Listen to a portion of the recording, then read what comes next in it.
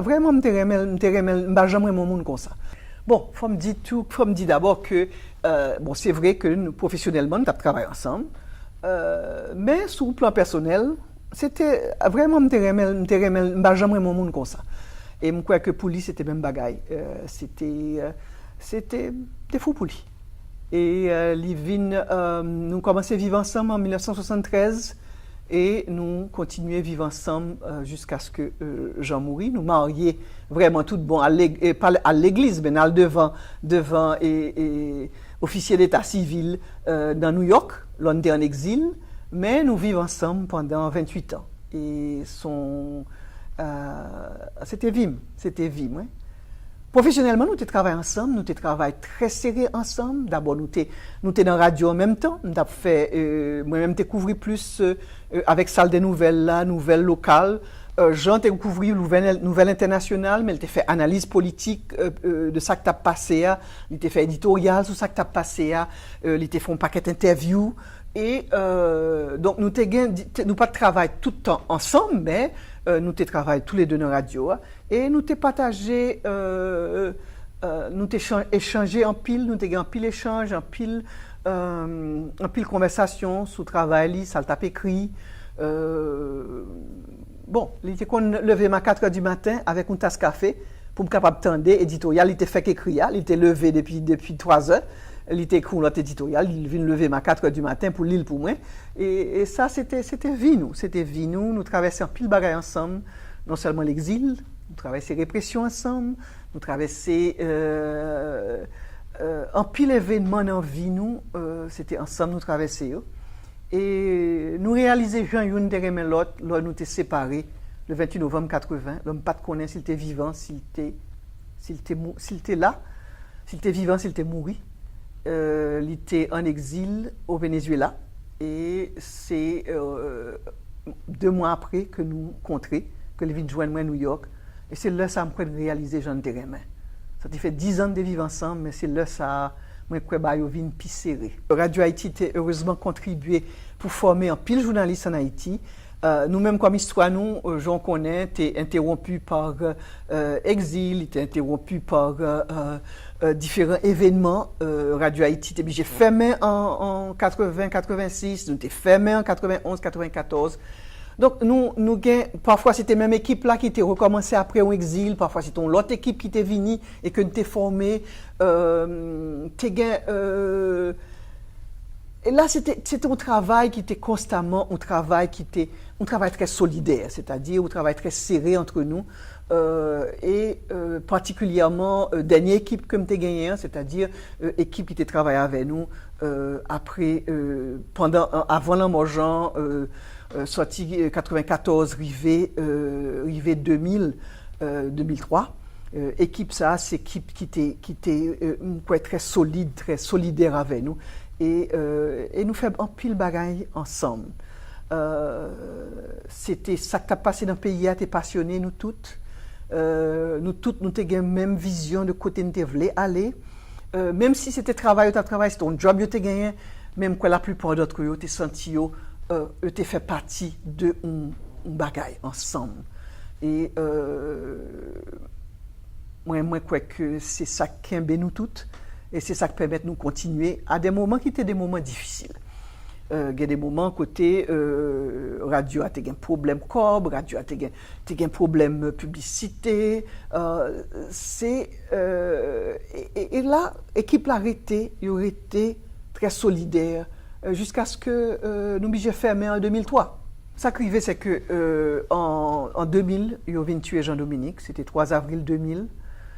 C'est un bagage qui évidemment, t'es une hésitation après ça. Est-ce que nous avons l'ouvrir? Est-ce que nous avons continué travail? Parce que t'es un danger. Et moi, poser question, by équipe là, non seulement équipe journaliste qui travaille dans Port-au-Prince, mais équipe correspondant nous tout.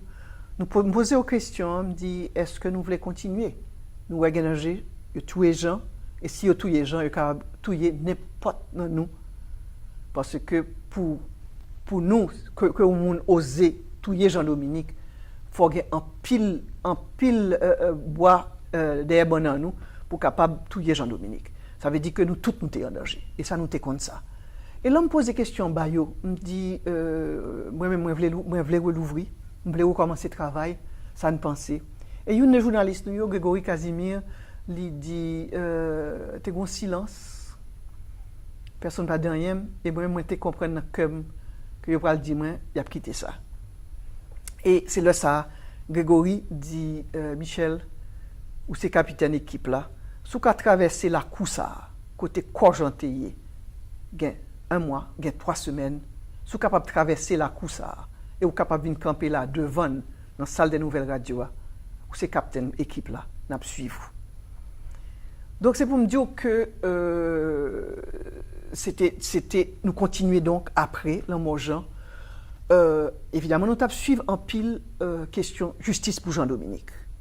Pas seulement pour être Jean-Dominique, parce que pour nous, il y a tellement de monde qui est mort pour rien, mort pour d'envie, ou bien mort pour des raisons sordides de monde. Mais il y a des gens qui étaient derrière l'insécurité, qui ont battu l'ordre. Jean-Dominique pas mourir comme ça. Son monde qui bat l'ordre, tout y est Jean-Dominique. Et pour nous, c'est extrêmement important que nous poursuivions le dossier justice là. J'en dis, pas seulement pour Jean, parce que tout le monde qui était mort, nous avons demandé justice pour eux. Et nous faisons plus le travail sous question justice là. Chaque matin, il faut me dire que nous avons dit commencer émission radio nous, même Jean, nous avons commencé le Jean avec nous dans le micro. Jean t'a dit bonjour Jean, et il t'a répondu bonjour Michel. Chaque jour, moi-même, après ça, j'ai commencé émission, je me dit bonjour Jean. Il me dit, ça fait 250 jours, ça fait 365 jours, ça fait 400 jours que nous avons demandé justice, que nous avons exigé justice pour Jean-Dominique. Chaque jour, je me dit ça. Et en décembre 2002, j'ai commencé à venir un petit Jean plus énervé. Et me dit, collier là, juge la gain un bagage devant lui, il est censé prendre une décision, et décision ça, c'est moi ça, c'est avant fin décembre, que légalement, il faut prendre une décision sous cas Jean-Dominique là. Je viens tirer sous moi, 25 décembre, jour Noël 2002, des sortes de petites mains, je manger Noël, et j'étais avec Maxime Seïd, qui était garde du com à l'époque, parce qu'il n'y a pas de voulu me circuler pour compte moi encore.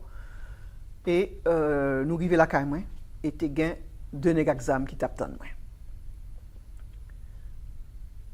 Bachidant est entré en dedans. Le ça, Maxime descend de machine non, et il est sorti dehors. C'est là ça, ouais, messieurs qui a privé, sorti dans le coin, il était compris après la trappe dans le coin, je passe sur l'autre côté, et là, ouais, machine fin entrée. Yo râle les âmes sous Maxime. Réaction Maxime, et ça, son bail que je ne peux jamais oublier. Réaction Maxime, c'est, j'étais dans la cour toujours, pour protéger Maxime, dit ferme mes barrières. Et les gens qui étaient des barrières, ferme mes barrières. Donc Maxime trouvait le pour contre lui en face assassin. Et c'est ainsi que j'ai tué Maxime. Après le mort Maxime, on a réalisé que nous tous, nous étions petits mis sans gado. Et que nous tous, nous sommes capables de cueillir n'importe qui là, ou autres là. Là, ça, moi, annoncé, moi, dit tout le monde que je ne crois pas que c'est sage pour nous continuer le travail, je ne veux 100 personnes. Ça faisait 3 personnes qui étaient morts, je veux 100 personnes continuer à couler sur la radio. C'est comme ça que nous décidons de faire main. Et c'est comme ça, c'est là ça que les journalistes ont commencé à dire que était caché pendant tout le jour ça. Quantité de menaces qu'ils te recevoir. Non seulement menaces de monde à l'extérieur, mais même famille, pas de voler, ils continuer de travailler à Radio Haïti parce que famille était peur. Et ça, c'est un bagage que l'homme réalisé ça, nous pas de l'autre choix que fermer Radio Haïti, et c'est ça nous fait en février 2003.